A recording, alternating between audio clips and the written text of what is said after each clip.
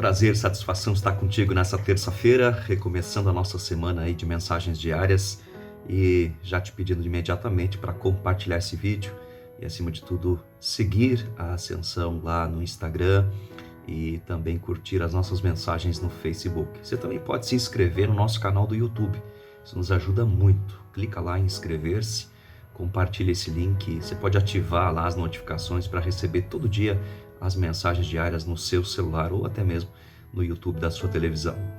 2 Coríntios capítulo 4 é o nosso texto de hoje. Nessa terça-feira, o apóstolo Paulo vai praticamente dar um testemunho do seu ministério.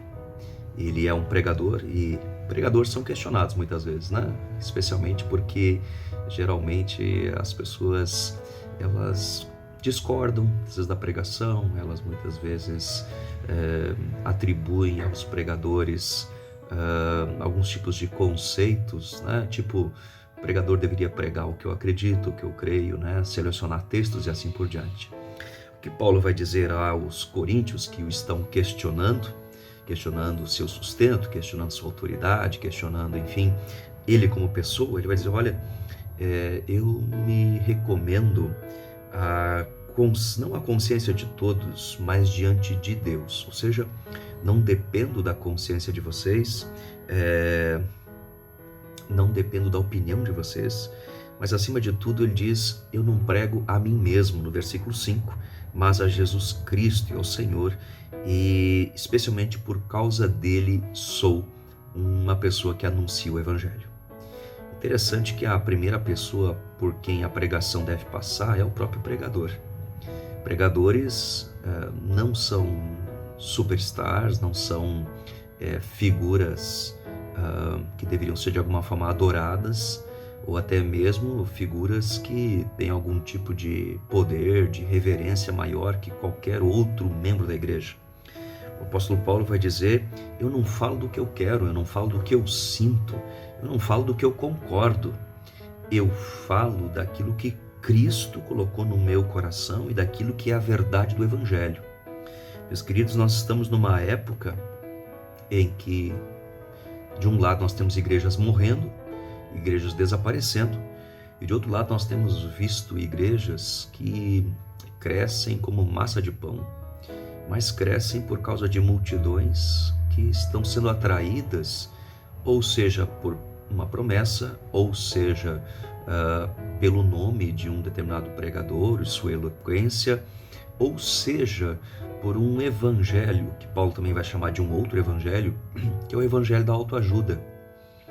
É você se sentir bem, é você não ouvir nada que vá contra os seus conceitos, suas vontades, seus desejos, e acima de tudo, crie em quem está ouvindo a sensação de bem-estar.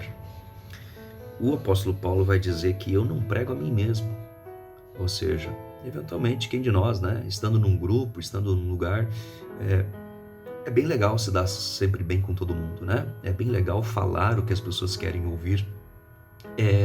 Não é nada desconfortável você dizer para as pessoas sempre o que elas estão querendo ouvir. No entanto, o Evangelho ele tem lei que aponta pecado e tem graça que aponta perdão.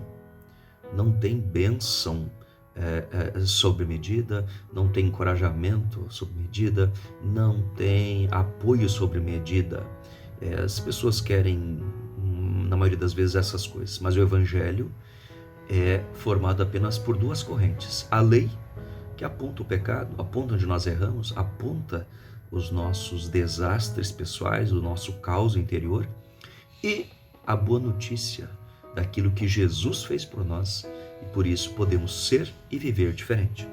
Então Paulo vai dizer, olha, eu sou um ser humano frágil, eu sou como um vaso de barro, que é frágil, que tem suas rachaduras, tem suas imperfeições, mas percebam que através desse vaso de barro, Deus fala, e não tem a ver comigo.